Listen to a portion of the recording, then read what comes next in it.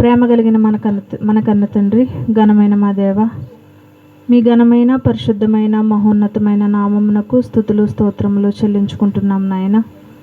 ఇంతవరకు తండ్రి పాటల ద్వారా మిమ్మల్ని స్తుతించుకున్నాము తండ్రి. ఇదిగో నాయన, మీ మాటలు చెప్పే సమయంలోకి మేము వచ్చి ఉన్నాము నాయన. తండ్రి, నా ద్వారా మీరుండి చక్కటి మాటలు మా ఆత్మీయ జీవితాలకు అవసరమైన సంగతులు మాకు నేర్పించండి. వచ్చిన మీ బిడ్డలందరినీ దీవించండి.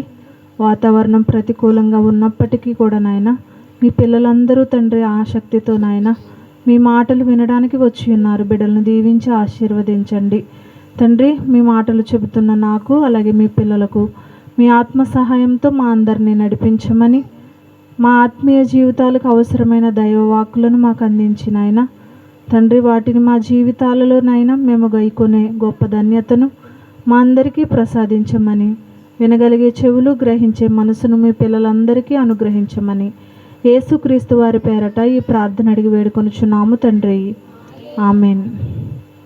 మరి అవకాశం ఇచ్చిన తండ్రి అయిన దేవునికి, కుమారుడైన యేసుక్రీస్తు వారి నామంలో నా శుభములు అలాగే కృతజ్ఞతలు తెలియపరుచుకుంటున్నాను. కూడి వచ్చిన మీ అందరికీ కూడా ప్రభు పేరట వందనాలు. ఈరోజు ఒక చక్కటి సందర్భం. మరి ఎవరు కూడా అల్లరి చేయొద్దు, పిల్లల్ని జాగ్రత్తగా దగ్గర పెట్టుకోండమ్మా. ఈరోజు ఒక మంచి సందర్భాన్ని దేవుడు మనతో మాట్లాడాలనుకుంటున్నారు. అందరూ కూడా శ్రద్ధాభక్తులతో దేవుని మాటల్ని అంగీకరించవలసిన వారంగా ఉన్నాము. దేవుని శాపము నాడు ఇశ్రాయేలీలక నేడు క్రైస్తవులక. దేవుని శాపము నాడు ఇశ్రాయేలీలక నేడు క్రైస్తవులక అనే ఒక చక్కటి సందర్భాన్ని ఈరోజు మనం మాట్లాడుకుందాము. ఎందుకంటే కాలాన్ని బట్టి చూస్తే కాలము అనేది చాలా వేగంగా పరిగెడుతుంది. అవునమ్మా, కాలం అనేది చాలా వేగంగా పరిగెడుతుంది. మన జీవితం అనేది ఒక కొవ్వొత్తిలా కరిగిపోతుంది. వెలుగునిచ్చినంతసేపు బాగుంటుంది. ఆ వెలుగునివ్వటం చేత ఆ కొవ్వొత్తి ఎలా కరిగిపోతుందో మన కాలము అనేది కూడా అలాగే కరిగిపోతుంది. ఈరోజు సంవత్సరం గడుస్తుంది అంటే మనం ఏమనుకుంటాము? ఒక కొత్త పండగ వస్తుంది, నూతన సంవత్సరం వస్తుంది, ఎన్నో పండగలలోకి మేము ప్రవేశపెట్టబోతున్నాము అని చాలా ఆనందపడుతూ ఉంటాం. అవునా? అంటే నూతన సంవత్సరం వస్తుంది అంటే ఒక సంతోషం అనేది మన జీవితాలలో అలుముకుంటుంది. కానీ నిజంగా వాక్యాన్ని అర్థం చేసుకున్న వారి పరిస్థితి ఎలా ఉంటుందంటే, సంవత్సరం గతించిపోయేసరికి నాకు దేవుడిచ్చిన ఆయుష్కాలంలో ఒక సంవత్సరం అనేది తరిగిపోయింది, ఒక సంవత్సర కాలం పూర్తయిపోయింది అని భయం కలుగుతూ ఉంటుంది. మనం మరణానికి దగ్గర అవుతున్నాము అనేది మనకి జ్ఞాపకం చేస్తూ ఉంటుంది. అయితే దేవుడు మరి ఇశ్రాయేలీల విషయంలో ఎంత గొప్పగా ఆలోచిస్తారో మనకు తెలుసు. వారిని ప్రతి క్షణము కూడా కాపాడాలి అన్న ఆలోచన దేవునిది. వారు మాత్రం దేవునికి తిరుగుబాటు చేసేవారుగానే మనకి కనిపిస్తూ ఉంటారు. అలాంటిదే ఒక సందర్భాన్ని మనం చూసినట్లయితే 2వ రాజుల గ్రంథము. అందరూ కూడా నేను వాక్యం చెప్పినప్పుడు నన్నే చూడండి, మరి బైబిల్ చెబుతున్నప్పుడు బైబిల్ని చూడండి. రాజుల 2వ గ్రంథము, రాజుల 2వ గ్రంథము 5వ అధ్యాయము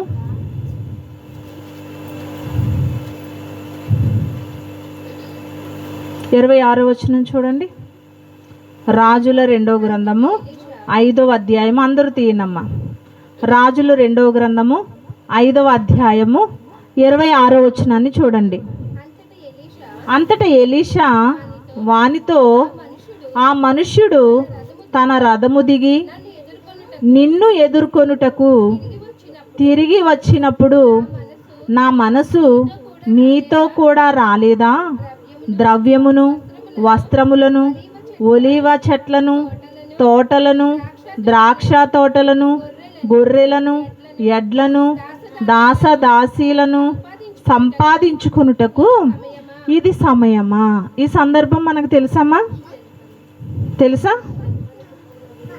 నయమాను, సిరియా దేశపు నయమానేనా?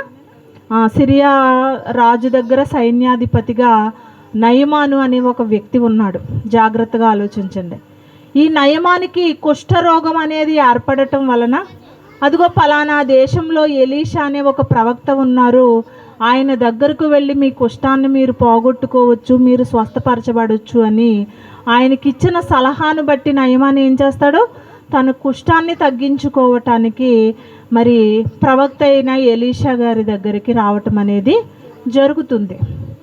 ఎప్పుడైతే నయమాను వచ్చాడు అని తెలిసిందో ఎలీషా ప్రవక్త వర్తమానం పంపిస్తారు, అదిగో యోర్దాను నదిలో 7 మార్లు నువ్వు మునిగితే నీ కుష్ఠం అనేది పోయి పసిపిల్లల్లాంటి శరీరం నువ్వు కలిగి ఉంటావు అని మరలా నయమానికి వర్తమానాన్ని పంపిస్తారు. ఇదంతా చూస్తున్న వ్యక్తి ఎవరు చూస్తున్నారమ్మా?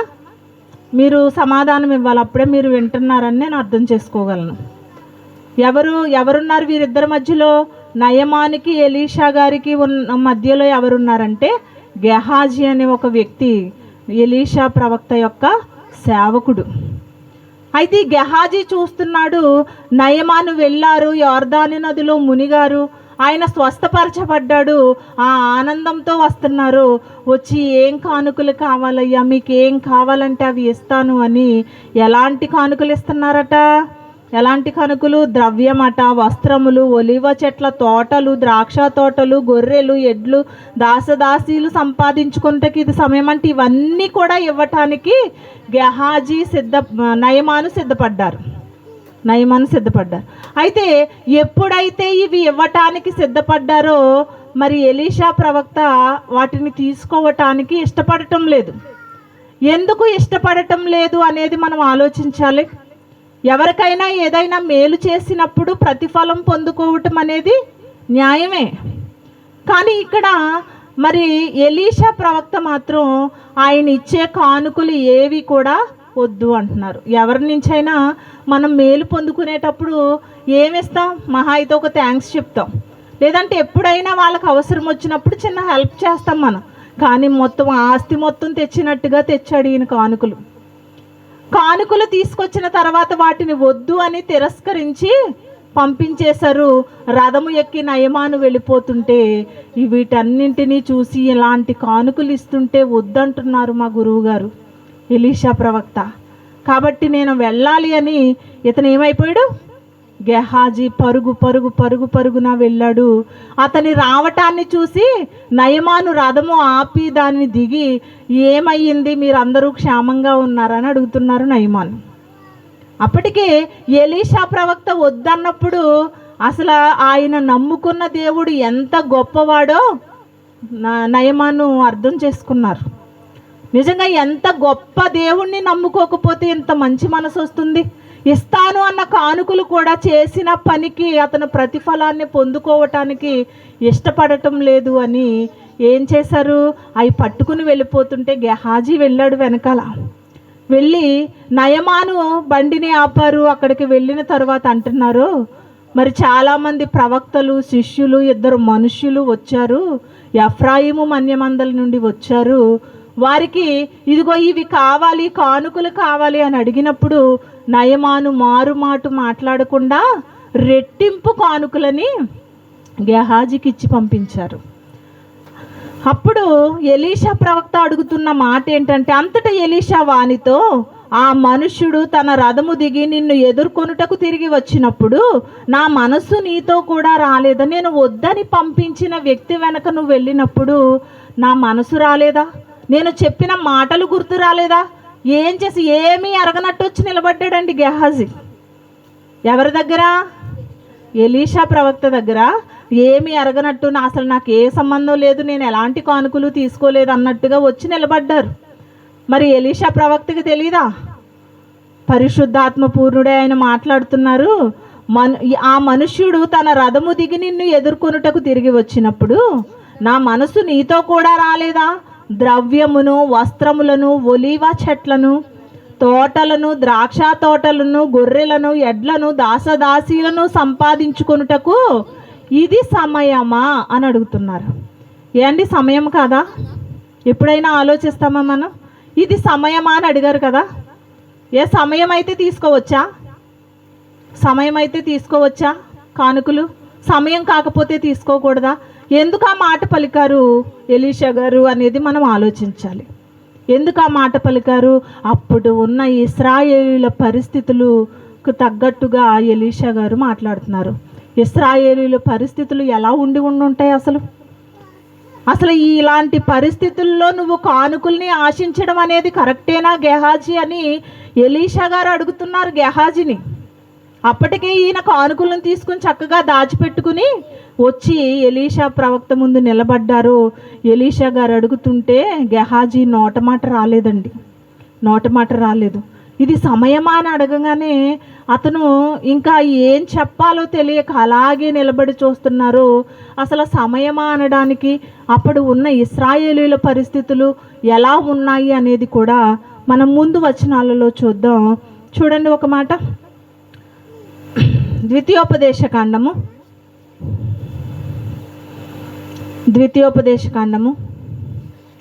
28వ అధ్యాయము, ద్వితీయోపదేశకాండము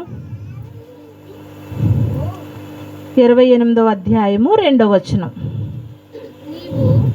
నీవు నీ దేవుడైన యెహోవా మాట వినిన ఎడల ఈ దీవెనలన్నీ నీ మీదికి వచ్చి నీకు ప్రాప్తించును. ఈ మాట ఎవరు చెబుతున్నారు అంటే మోషే ప్రవక్త చేత ఇశ్రాయేలీలకు చెప్పబడిన మాట. ఎవరు చెప్పారమ్మా? ఈ మాట, దేవుని మాట వింటే ఈ దీవెనలన్నీ కూడా నీ మీదకే వస్తాయి అని చెప్పిన మాట మోషే ప్రవక్త చేత ఇశ్రాయేలీలకి చెప్పించారు. అయితే మొట్టమొదటి రాజుగా సౌలు మహారాజు ఉన్నాడు కదా. దేవుడు ఏర్పరచుకున్న రాజుల్లో మొట్టమొదటి రాజు సౌలని, తరువాత రెండవ రాజు దావీదు గారని, మూడవ రాజు సొలొమోను. ఇంతవరకు కూడా పరిపాలన అనేది బాగానే జరిగింది. తరువాత వచ్చిన రాజులు వలన మొత్తం చిన్న భిన్నమైపోయింది. దేవునికి వ్యతిరేకమైన పనులు చేస్తాం, దేవుని మీద తిరుగుబాటు చేయటం అనేది ప్రారంభించేశారు రాజులు. 2 రాజ్యాలుగా విడిపోని, ఇశ్రాయేలు రాజ్యంగా యోధా రాజ్యంగా విడిపోయాయి. అలాంటి సమయంలో ఒక రాజు వచ్చాడండి. ఎవరంటే అతను ఆహాబు. ఎవరమ్మా? ఇశ్రాయేలీలకి ఒక రాజు వచ్చాడు. ఎందుకంటే దేవుని మాట వింటే ఆశీర్వాదం అనేది, దీవెనలు అనేవి వస్తాయని దేవుడే చెప్పారు. అదే 15వ వచనంలో, 28వ అధ్యాయం ద్వితీయోపదేశకాండము 15వ వచనంలో, నేడు నీకు ఆజ్ఞాపించు ఆయన సమస్తమైన ఆజ్ఞలను కట్టడలను నీవు అనుసరించి నడుచుకొనవలెనని నీ దేవుడైన యెహోవా సెలవిచ్చిన మాట వినని ఎడల ఈ శాపములన్నీ నీకు సంభవించును. అంటే దేవుని మాట వింటే ఏమొస్తాయి? దీవెనలు వస్తాయి, ఆశీర్వాదాలు వస్తాయి. మరి వినకపోతే ఏమొస్తాయమ్మా? శాపములు వస్తాయి. ఆనాడు ఇశ్రాయేలీలకైనా, ఈనాడు క్రైస్తవులకు కూడానా? అందరికీ వచ్చేస్తున్నాయండి శాపములు. మనకు తెలియటం లేదంటే మనం ఇంకా ఆశీర్వాదంలోనే ఉన్నాము, దేవుని దీవెనల కిందే ఉన్నాం అనుకుంటున్నాం మనం. ఆయన మాట విన్న వారికి దీవెనలు ఉంటాయి, కానీ ఆయన మాట వినని వారి పరిస్థితి ఎలా ఉందట? ఒక రాజు వచ్చాడు, ఒక మూర్ఖమైన రాజు వచ్చాడు, ఆహాబు. ఈ ఆహాబుకి ఒక భార్య వచ్చిందండి. ఎవరామే? సిదోనీయుల రాజైన యద్బాయేలు కుమార్తె అయిన యెజబేలుని వివాహం చేసుకున్నాడు. బాగా గుర్తుపెట్టుకోండి. యెజబేలు ఏ దేశస్తురాలు? సిదోనీయురాలు. యద్బాయేలు అతని తండ్రి. ఆ తండ్రి కుమార్తె ఈ యెజబేలు. ఈ యెజబేలు ఎవరిని చేసుకుంది? రాజైన ఆహాబును వివాహం చేసుకుంది. అక్కడ నుంచి ప్రారంభించారు. ఏం చేశారు వీళ్ళిద్దరూ వచ్చి? రాజుగా రాణిగా వచ్చి ఇశ్రాయేలీలు దేవుని కోసం బ్రతకాల్సింది పోయి, దేవుని పరిపాలనలో ఉండాల్సింది పోయి, ఈ రాజు రాణి మాటలు విని ఏం చేశారో తెలుసా? దేవుని మీద తిరుగుబాటు చేస్తూ విగ్రహారాధనకు లోనైపోయారండి. ఆరాధన వైపు తిరిగిపోయారు. వారి మనసు తిరిగిపోయింది. అయితే మరి అలా తిరిగిపోతే దేవుడు ఒప్పుకుంటారండి విగ్రహారాధనని? విగ్రహారాధన అనేది దేవుడు అసహ్యించుకునే పనుల్లో మొట్టమొదటిదండి అది. అయితే మరి అప్పటి వరకు దేవుని భయభక్తులతో దేవుని అడుగుజాడల్లో నడుచుకుంటున్న ఇశ్రాయేలీలు ఆహాబు రాజు రాగానే, ఆ రాజు యెజబేలును వివాహం చేసుకోగానే వీళ్ళిద్దరూ కుమ్మక్కయ్యి యోధా ప్రజలందరినీ కూడా విగ్రహారాధన వైపు త్రిప్పేశారండి. ఎంత పాపం మూటగట్టుకుంటున్నారో చూడండి. అంటే దేవుని మాట వింటే రావాల్సిన ఆశీర్వాదం దేవుని మాట వినకుండా ఈ రాజు మాట విని, ఆ రాణి మాట విని యూదులందరూ కూడా విగ్రహారాధన వైపు తిరిగిపోవటం వలన దేవుని శాపం అనేది వారి మీదకి వచ్చింది. ఆ కాలంలో, ఆహాబు కాలంలో ఎవరున్నారు? ఏలియా గారు ఉన్నారు. ఏలియా గారితో మాట్లాడారు, ఏలియా నువ్వు ప్రార్థన చెయ్యాలి, 3.5 సంవత్సరాలు నేను వర్షాన్ని కురిపించను అని దేవుడు ఏలియా గారితో మాట్లాడుతున్నప్పుడు ఏలియా గారు ప్రార్థన చేశారు. 3.5 సంవత్సరాలు వర్షింపలేదు. మనకు ఒక రోజు నీళ్ళు రాకపోతేనే మనకు అసలు ఏ పని చేయబుద్ధి కాదు. ఏం చేయాలో ఏమీ తొయ్యదు అసలు మనకి. ఏదో అసలు ఎలా అయిపోతుంది అంటే మైండ్ సెట్ అంతా పాడైపోతుంది మనకు. 1 రోజు 2 రోజులు నీళ్లు రాకపోతే చాలా ఇబ్బంది పడిపోతూ ఉంటాం మనం. అలాంటిది 3.5 సంవత్సరాలు వర్షం రాకపోతే ఎలాంటి పరిస్థితి ఉంటుంది చెప్పండి? ఆ దేశంలో ఎలాంటి పరిస్థితి ఉంటుంది? ఇంకా ఎలాంటి కరువు వచ్చిందంటో తెలుసా? ఆ ఏలియా గారు ప్రార్థన వలన 3.5 సంవత్సరాలు వర్షం రాకపోవటం వలన ఆ వచ్చిన కరువు ఎలాంటిదంటే వారి పిల్లల్ని వారే వండుకుని తినే అంత క్షామము ఆ దేశపు వారికి కలిగిందంట. ఎందుకు ఇదంతా కలుగుతుంది? ఎందుకు కలుగుతుందండి? దేవుని మాట వినకపోవటం వలన. ఆయన ముందే చెప్పారు, మోషే ప్రవక్త చేత ముందే చెప్పబడిన మాట ఏంటి? నా మాట వింటే నా దీవెనలన్నీ మీ మీదకు వస్తాయి. నేను ముందే చెప్పాను కదా, నా మాట వినకపోతే మీ పరిస్థితి ఏంటో తెలుసా? శాపానికి గురైపోతారని ముందే హెచ్చరించారు.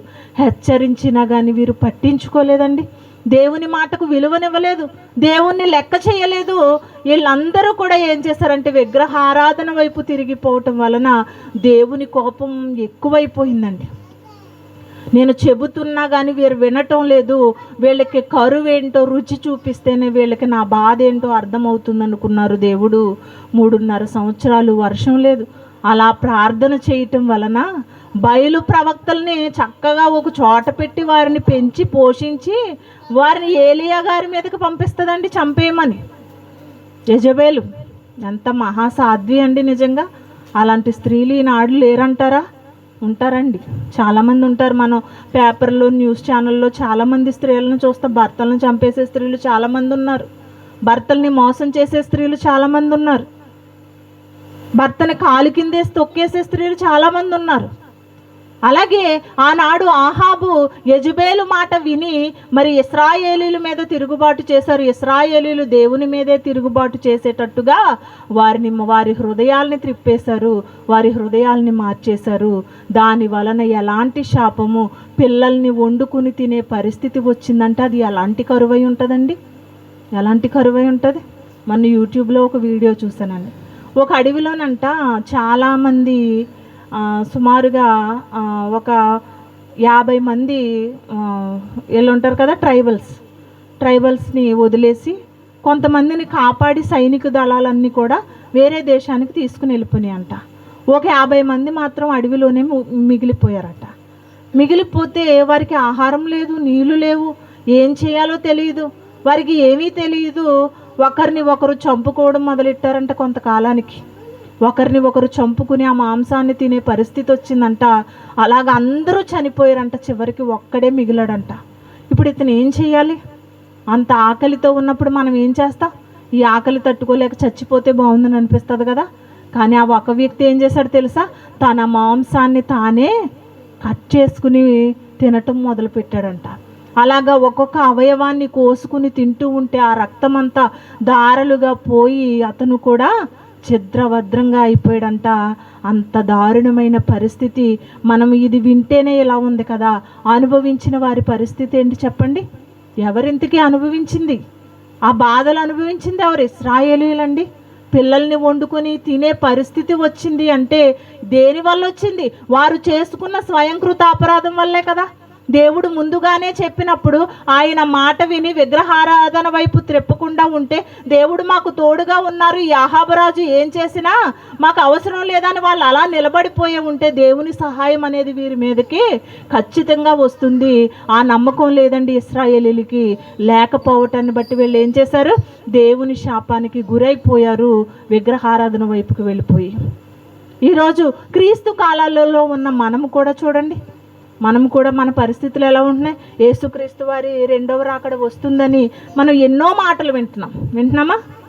ఎన్నో మాటలు వింటున్నాం. క్రీస్తు రాకడ వచ్చేస్తుంది అని ఆయన మాటలు వింటున్నా కానీ కనీస భయభక్తులు లేకుండా బ్రతుకుతున్నాము అంటే ఏ కాలంలో ఉన్నాం? ఆనాడు మరి ఎలీషా గారు గెహాజీకి చెప్పిన మాట, ఇది సమయం అంటే ఇశ్రాయేలీలు ఎలాంటి పరిస్థితుల్లో ఉన్నారని తెలిసి ఒకరిని ఒకరు వండుకుని తినే పరిస్థితుల్లో ఉన్నారు. నీరు లేక అలమటించిపోతున్నారు, అల్లాడిపోతున్నారు కదా.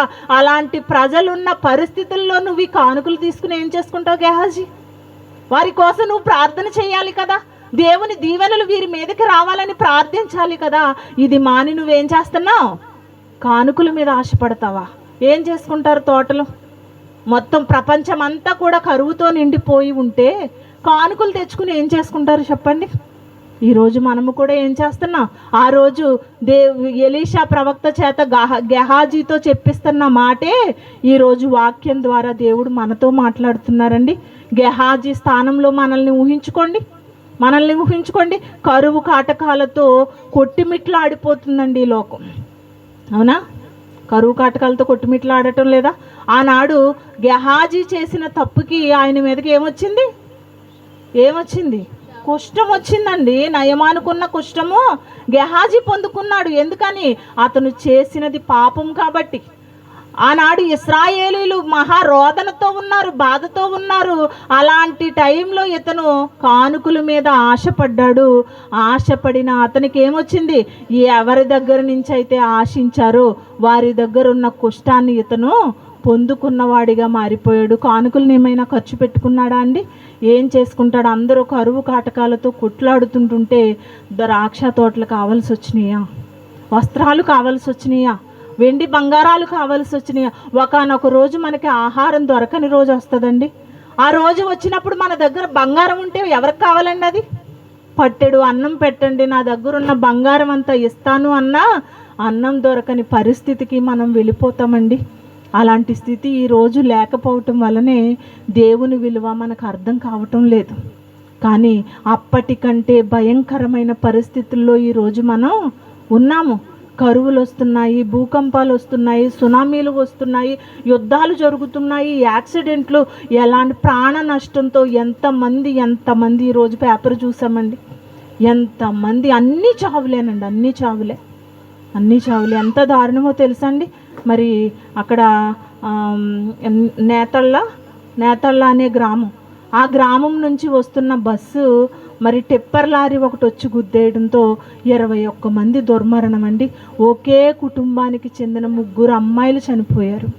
ఆ తల్లి తండ్రి ఎంత విలవిల్లాడిపోతున్నారండి నిజంగా. ఏ రోజు ఏమైపోతుందో తెలియని బ్రతుకులకి అది కావాలి, ఇది కావాలి, ఇది సంపాదించుకోవాలి, అది సంపాదించుకోవాలని సంపాదన సందడిలో పడి బ్రతుకుతున్నామే తప్ప దేవుడిచ్చిన ఆయుష్ కాలాన్ని దేని కొరకు ఉపయోగిస్తున్నాం చెప్పండి? ఆయన శాపం మన మీద లేదంటారా? ఈరోజు క్రైస్తవులమైన మనమే కాదు, హైందవులైన వారే కాదు, ప్రపంచం మొత్తం కూడా దేవుని శాపంలో ఉంది. కేవలం ఆయన మాట వినకపోవటం వలన. మాట వింటున్నారండి దేవుని మాట? చూడండి ఎలాంటి కరువు వస్తుందని చెప్తున్నారో. మరొక మాట చూడండి,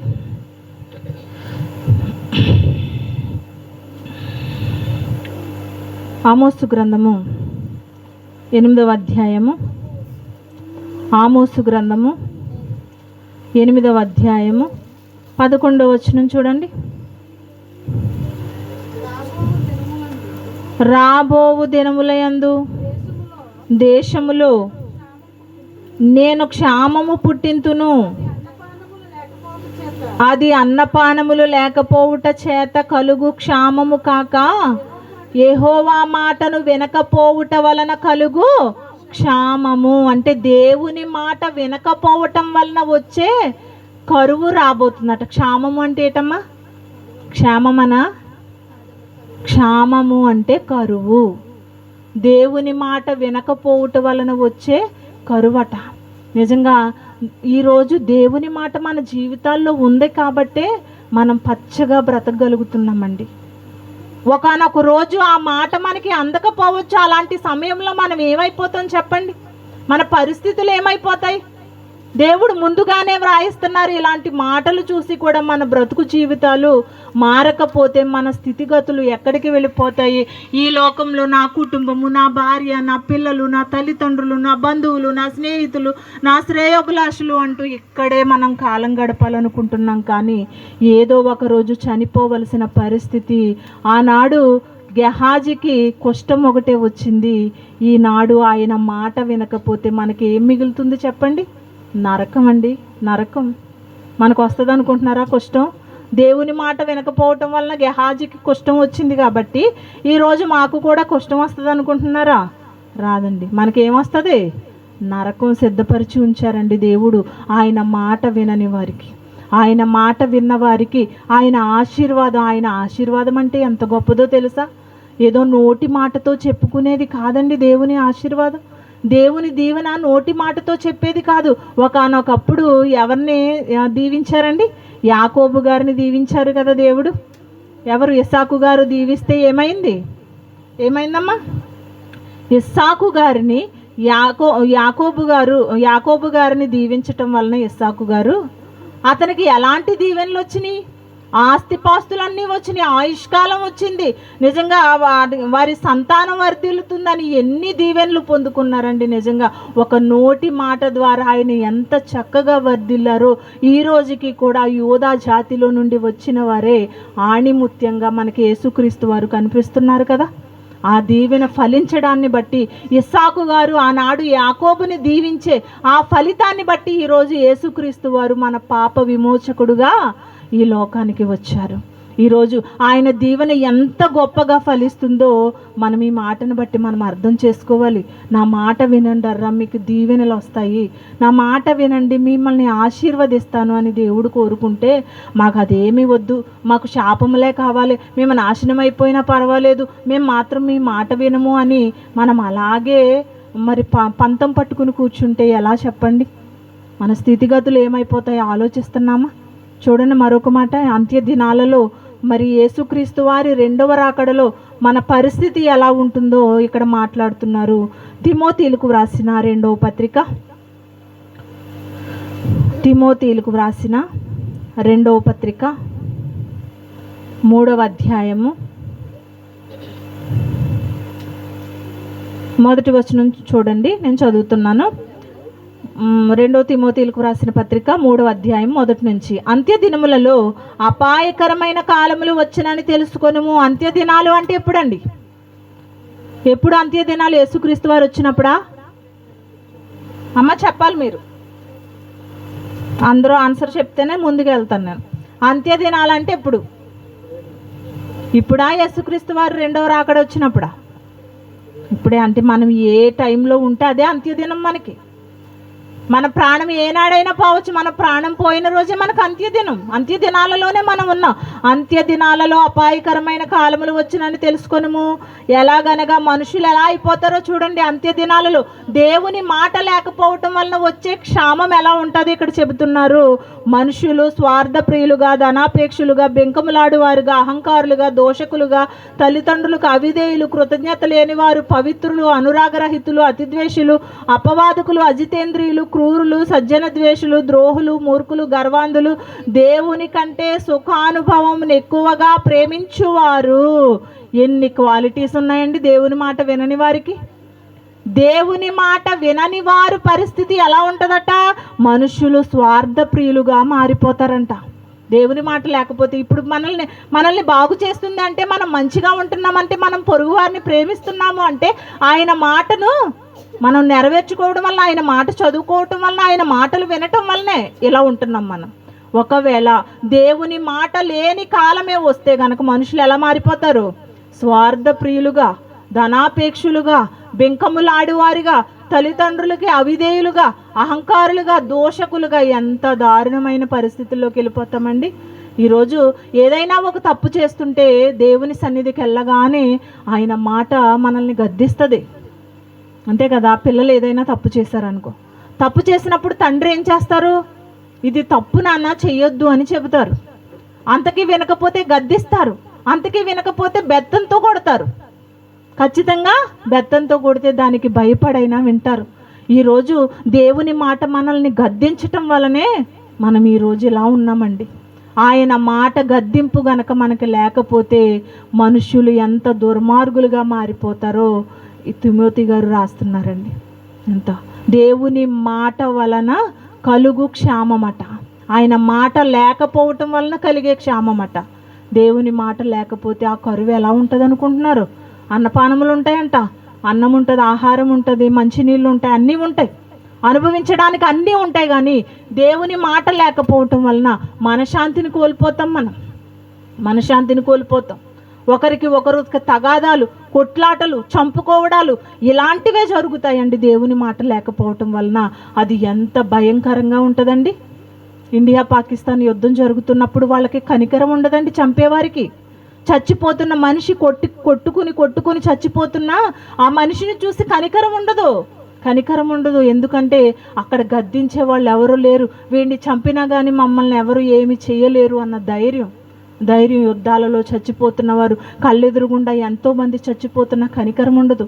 ఈరోజు బస్సు జర్నీల్లో చచ్చిపోయిన వారి గురించి మనం చాలా సింపుల్గా మాట్లాడుకుంటున్నాం కదా.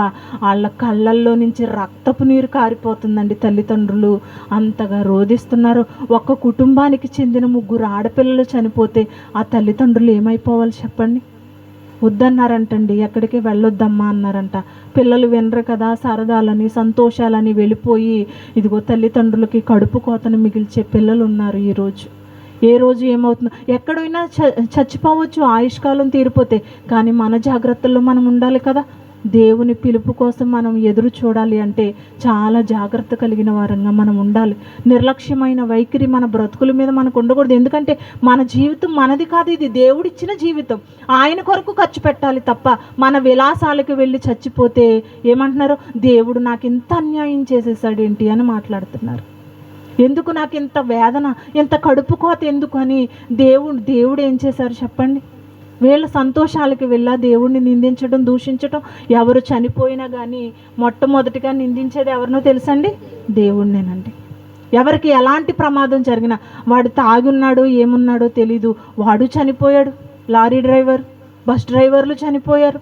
అందులో మొత్తం బస్సుని దూసుకుని వెళ్ళిపోయిందండి. మరి స్లోగానే వస్తుందంట, కానీ ఓవర్లోడ్ ఉండటం వలన ఇప్పటికీ కూడా ఇంకా బాడీని వెతుకుతున్నారో ఆ కంకర మధ్యలో పడిపోయారండి. ఆ కుప్పల మధ్యలో పడిపోయారు. ఒక్కొక్క అవయవం ఎవరిదో తెలియదు. ఎలాంటి పరిస్థితి వచ్చిందో చూసారా? ఎలాంటి మరణం. మొన్న 24వ తారీఖునండి మేము ఆ రోజున హైదరాబాద్ నుంచి వస్తున్నాం. మేము కూడా బస్సు ఎక్కాము. కరెక్ట్గా బస్సు ఎక్కి యూట్యూబ్ ఓపెన్ చేసేటప్పటికి మరి కర్నూలు నుంచి బెంగళూరు వెళ్ళే బస్సు తగలబడిపోయిందండి. ఎంతమంది చనిపోయారు? 19 మంది చనిపోయారు. 19 మంది. ఒకే ఫ్యామిలీకి చెందిన 4, తల్లి, తండ్రి, పిల్లలు చనిపోయారు. ఇలాంటి మరణాలు ఎందుకు వస్తున్నాయండి? దేవుడు ఏమైనా రప్పిస్తున్నారా? ఆయన మాట వినకపోవటం వల్లనే ఇలాంటి పరిస్థితులను కలిగి ఉంటున్నారని మనుషులు. అక్కడక్కడ భూకంపాలు వస్తున్నాయి, అక్కడక్కడ సునామీలు. ఇదిగో ఈరోజు మొందా తుఫాన్ 2.2 అంట, మరలా ఒకటి అయిపోయింది. ఇప్పుడు మరలా 2.2 అంటే దానికంటే ఎక్కువ ప్రభావంతో వస్తుందంటే ఇప్పుడు మరి ఇది ఎన్ని రోజులు ఉంటుందో. ఎలాంటి తుఫాన్లు వస్తున్నాయో చూసారండి. ఈరోజు ప్రకృతి అంతా కూడా మరి మనిషికి లోబడాలనుకున్నారు దేవుడు. మనిషిని కూడా లెక్క చేయకుండా మనిషినే ముంచేస్తుంది. అంటే మనిషి దేవుని మాట వినకపోవటాన్ని బట్టి ఆయన ఆశీర్వాదం అనేది మన జీవితాల్లో లేదు. దేవుడు ఆశీర్వాదం మన మీద ఉందనుకుంటున్నాం. ఆయన మాట వింటే ఖచ్చితంగా ఆయన ఆశీర్వాదం మనతోనే ఉంటుందండి. ఆయన దీవెనలన్నీ మన మీదే ఉంటాయి. అందుకనే ఈరోజు ఎలాంటి పరిస్థితి, ఏ కష్టం వచ్చినా, శ్రమ వచ్చినా, కన్నీరు వచ్చినా, బాధ వచ్చినా కానీ మనం మరలా లేవనెత్తుతున్నాము అంటే మన జీవితాన్ని, మరలా మనం లెగుస్తున్నామంటే, పైకి లేస్తున్నాము అంటే ఖచ్చితంగా దేవుని దీవెన, దేవుని ఆశీర్వాదం మనతో ఉండబట్టే. మనతో ఉండబట్టే. గెహాజీ స్థానంలో మనం ఉండకూడదండి. ఈ లోకంలో స్థలాలు సంపాదించుకోవాలి, పొలాలు సంపాదించుకోవాలి, బంగారాన్ని ఏం చేసుకుంటారు చెప్పండి? సంపాదించుకున్నవన్నీ ఏం చేసుకుంటారు? ఏదో ఒక రోజు మనం చచ్చిపోవలసిందే కదా, అన్నింటినీ విడిచిపెట్టాల్సిందే కదా. అలాంటి విడిచిపెట్టే పరిస్థితి మనకు తెలిసి కూడా అవి సంపాదించుకోవడానికి మనం పాకుళ్ళాడుతున్నాము అంటే దేనికోసం మనం తారసపడుతున్నామో ఆలోచించండి. మనం ఆలోచించాల్సింది, మనం ఆశపడాల్సింది, మనం ఎదురు చూడాల్సింది పరలోకం కొరకు కదా. దానిని మాత్రం పక్కన పెట్టాము. దేనిని మనం చేస్తున్నామమ్మా? ఇలాంటి కరువు కాటకాల మధ్యలో మనం సంపాదించుకునేవేంటి? ఏం సంపాదించుకుంటున్నాం? అదిగో అక్కడ బస్సు యాక్సిడెంట్ అయ్యి వాళ్ళు చచ్చిపోయారు కదా. వాళ్ళు పోయిన ప్రాణాల గురించి ఏడుస్తారా, లేకపోతే వాళ్ళ మీద ఉన్న బంగారం గురించి ఏడుస్తారా? ఏమా? ప్రాణాల గురించే కదా. మరి ఆ ప్రాణమే లేనప్పుడు ఇవన్నీ మనకి ఎందుకండి? ప్రాణం పోయిన తర్వాత అవన్నీ మాకెందుకు, నా బిడ్డల ప్రాణాలతో ఉంటే చాలు అని కోరుకునే పరిస్థితుల్లోకి మనం ఉన్నాము. మరి ఈరోజు లోకంలో ఏదో సంపాదించుకోవాలనుకుంటాం. చూడండి, మరొక మాట చూడండి. పేతురు రెండో పేతురు పత్రిక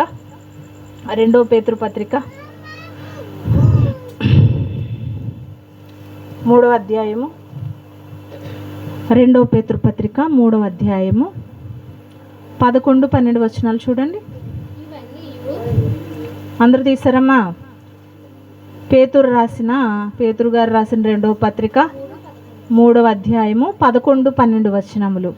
ఇవన్నీ ఇట్లు లయమైపోవునవి గనుక ఆకాశములు రవులుకొని లయమైపోవునట్టు, పంచభూతములు మహావేంద్రముతో కరిగిపోవునట్టు, దేవుని దినపు రాకడ కొరకు కనిపెట్టుచు దానిని ఆశతో అపేక్షించుచు మీరు పరిశుద్ధమైన ప్రవర్తనతోనూ భక్తితోనూ ఎంతో జాగ్రత్త గలవారై ఉండవలెను. ఏమంటున్నారమ్మా? ఏం వదిలిపెట్టుకోవాలి? ఏమి లయమైపోతాయంట? ఆకాశము, భూమి, పంచభూతాలు అన్నీ లయమైపోతాయంట, అన్నీ కరిగిపోతాయంట, అన్నీ కనుమరుగైపోతాయి. కనుమరుగైపోయే లోకం కోసమా మనం బ్రతుకుతున్నది? ఆశతో ఎదురు చూడాల్సిన పరలోకాన్ని విడిచిపెట్టేసాం మనం. లయమైపోయే వాటి కోసం, కనిపించని వాటి కోసం, కరిగిపోయే వాటి కోసం మనం ప్రయాసపడుతున్నాము అంటే మనం తెలివైన వాళ్ళమంటారా అండి? తెలివైన వాళ్ళమేనా?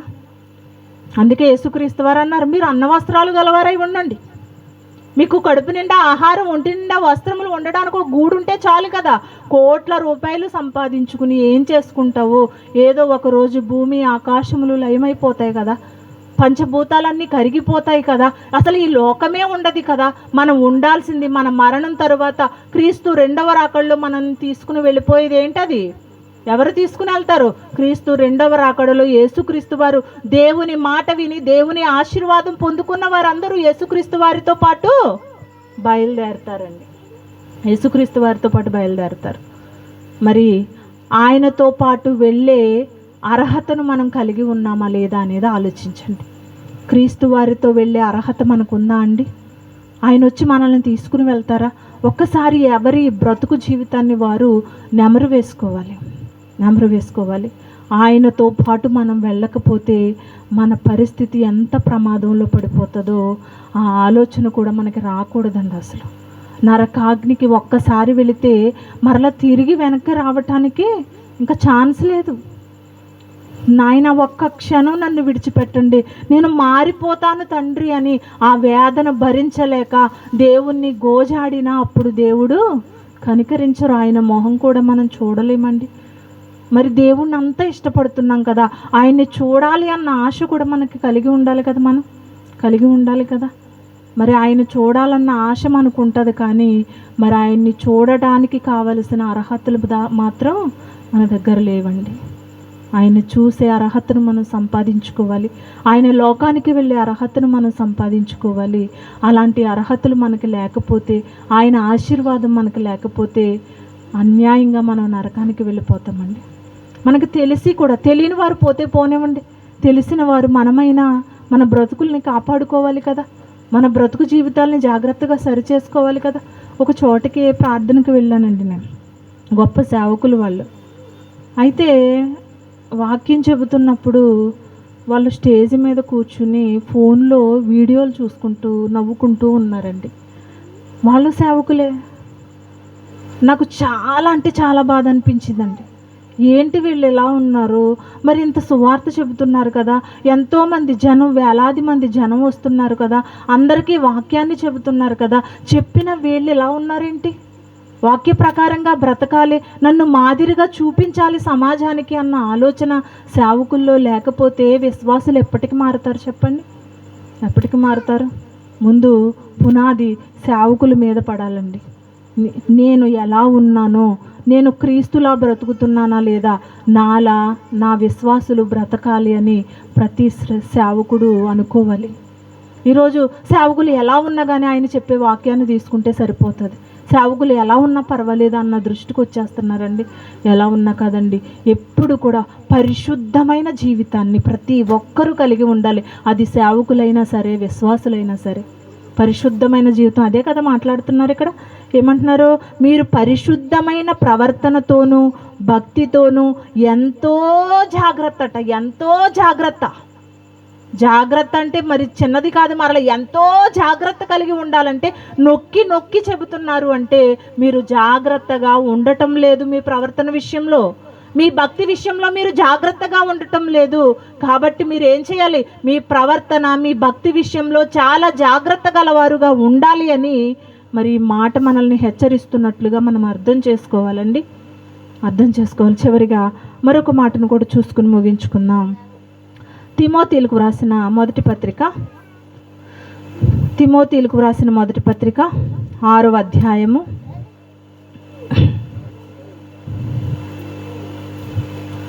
18-19 వచనాలు చూడండి. వారు వాస్తవమైన జీవమును సంపాదించుకొను నిమిత్తము రాబోవు కాలమునకు మంచి పునాది తమ కొరకు వేసుకొనుచు మేలు చేయువారును, సత్క్రియలు అను ధనము గలవారును, ఔదార్యము గలవారును, తమ ధనములో ఇతరులకు పాలిచ్చువారునై ఉండవలెనని వారికి ఆజ్ఞాపించుము. ఏం సంపాదించుకోవాలట? వాస్తవమైన జీవమును సంపాదించుకోవాలట. ఎలా సంపాదించుకోవాలంటే రాబోయే మంచి కాలము కొరకు మంచి పునాది వేసుకోవాలట. మనం సత్క్రియలు కలిగి ఉండాలట. సత్క్రియలు అంటే మంచి పనులు. సత్ అంటే వాక్యము, వాక్య సంబంధమైన పనులు. మంచి క్రియలు అంటే వాక్య సంబంధమైన క్రియలు కలిగి మనం ఉండాలి. వాక్య సంబంధమైన పనులు కలిగి ఉంటున్నామా?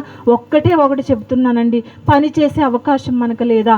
కనీసం ఆయన మాటలకైనా మనం సమయం ఇవ్వాలి. ఆయన కోసం మనం బ్రతకడానికి ఇష్టపడాలి.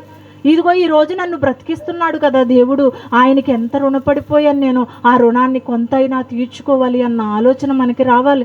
మన కష్టార్జితంలో దేవునికి మనం సమర్పించుకోవాలి. ఇంత గొప్ప జీవితాన్ని మనం కలిగి ఉండాలి. కనీసం మన ఇంటి నుంచి దేవుని సన్నిధికి రావటానికి కూడా మన కాళ్ళు సహకరించకపోతే మనకి పరలోకం ఏమనిస్తారు చెప్పండి. మరలా వారు వాస్తవమైన జీవమును సంపాదించుకొని నిమిత్తము రాబోవు కాలమునకు మంచి పునాది తమ కొరకు వేసుకొనుచు మేలు చేయువారును, సత్క్రియలు అను ధనము గలవారును, ఔదార్యము గలవారును, తమ ధనములో ఇతరులకు పాలిచ్చువారునై ఉండవలెనని వారికి ఆజ్ఞాపించుము. మనం సంపాదించుకున్న సంపాదన అంతా కూడా ఎలా ఉండాలమ్మా? ఇతరులకి పాలు పంచేటట్టుగా ఉండాలి. ఇతరులకి సహాయం చేసే విధముగా ఉండాలి. దేవుని పనికి సహకరించేవారుగా మనం ఉండాలి. మరి అలాంటి పరిస్థితిని మనం కలిగి లేకపోతే గనక చూడండమ్మా, షాక్ వస్తుందా? తగులుతుందా అమ్మా? ఇంకొక మాట యేసుక్రీస్తు వారు చెబుతున్న మాట ఒకటి ఉంటుంది మనకి. ఏంటా మాట? ఒక ధనవంతుడు ఏం చేస్తున్నాడో, లోకమంతా సంపాదించుకుని తన ప్రాణమును పోగొట్టుకుంటే వానికి ఏమి ప్రయోజనము అంటున్నారు. లోకమంతా సంపాదించుకున్నాడట, తన ప్రాణంతో మాట్లాడుకుంటున్నాడంట. నా ప్రాణమా, తినుము, తాగుము, సంతోషించుము, సుఖించుము అని మాట్లాడుకుంటుంటే, వెర్రివాడా ఈ రాత్రే నీ ప్రాణమును అడుగుతున్నారు. లోకమంతా సంపాదించుకున్నా తన ప్రాణం లేకపోతే సంపాదించుకున్న సంపాదన ఎవరిదవుతుంది చెప్పండి? ఎవరు అనుభవిస్తారు దానిని? ఇది కూడా తెలియదా? కొద్ది కాలమే కదా జీవితం. మనం ఏమైనా శాశ్వత కాలం ఈ భూమి మీద ఉండిపోతామా? అది తెలుసు మనకి ఉండమని. ఏదో ఒక రోజు మన ఆయుష్కాలం తీరిపోగానే చచ్చిపోతాము అన్న సంగతి కూడా మనకు తెలుసు. అయినప్పటికీ కూడా లోకంలో ఉన్న దానిని ఆశించకుండా మాత్రం ఉండలేం. మనం లోకంలో ఉన్నవన్నీ కావాలనుకుంటాం, మనం అన్నీ సంపాదించుకోవాలనుకుంటాం, అన్నీ కూడబెట్టుకోవాలనుకుంటాం. సంపాదించుకుని ఏం చేసుకుంటాం చెప్పండి? దేవుని పనికి ఖర్చు పెట్టాలి, లేని వారికి ఖర్చు పెట్టాలి, మన పరిస్థితుల్ని చక్కబెట్టుకోవాలి, దేవుని పని కొరకు వాటిని ఉపయోగించాలి. ఈరోజు అలా ఎంతమంది ఉంటున్నారో ఆలోచించండి. చివరిగా ఒక మాట, ఎఫెసీలకు వ్రాసిన పత్రిక 5వ అధ్యాయము, ఎఫెసీలకు వ్రాసిన పత్రిక 5వ అధ్యాయము 15వ వచనం.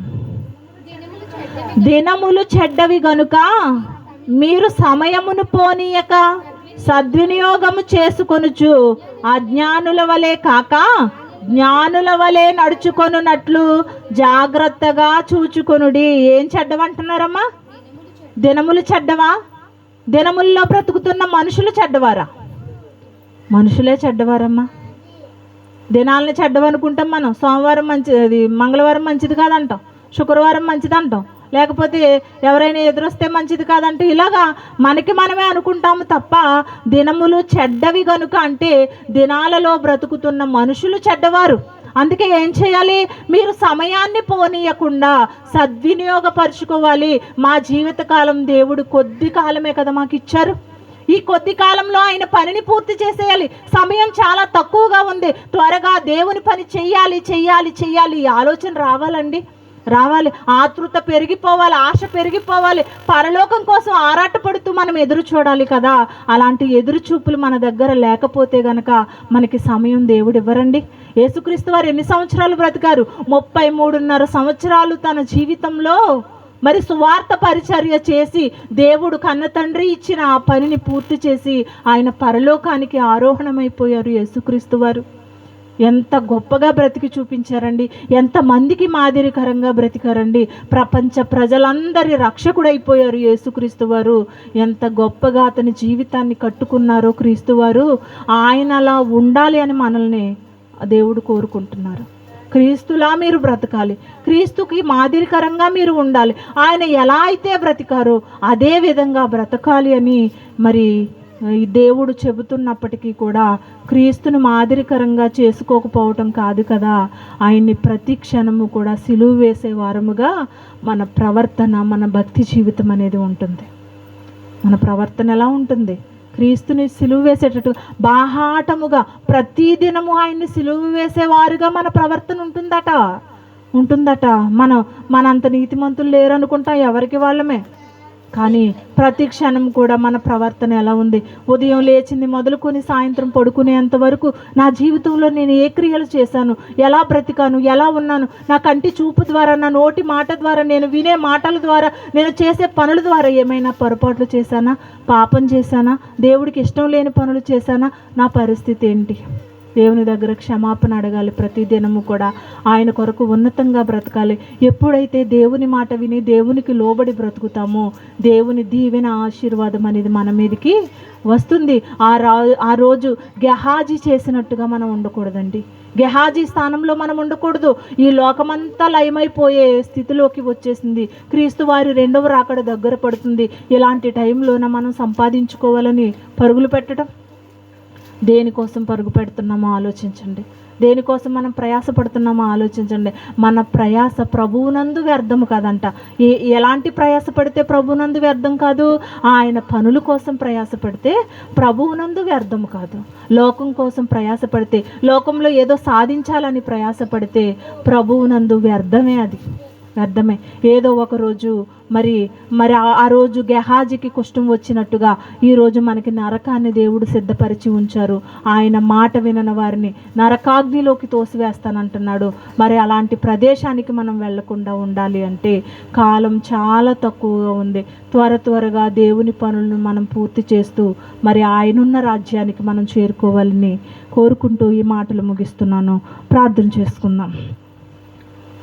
పరలోకమందున్న మా కన్న తండ్రి, మీ ఘనమైన పరిశుద్ధమైన మహోన్నతమైన నామమునకు స్తుతులు స్తోత్రములు చెల్లించుకుంటున్నాం నాయన. చక్కటి సమయాన్ని, చక్కటి వాతావరణాన్ని మాకు అనుగ్రహించారు నాయన. ఇదిగో తండ్రి, ఆ రోజునైనా గెహాజీ నిలబడినట్లుగా ఈరోజు తండ్రి గెహాజీ స్థానంలో మేము ఉన్నామేమో, ఈ లోకంలో అన్నీ సంపాదించుకునే పరిస్థితిలో తండ్రి మేము ఉన్నామేమో తండ్రి.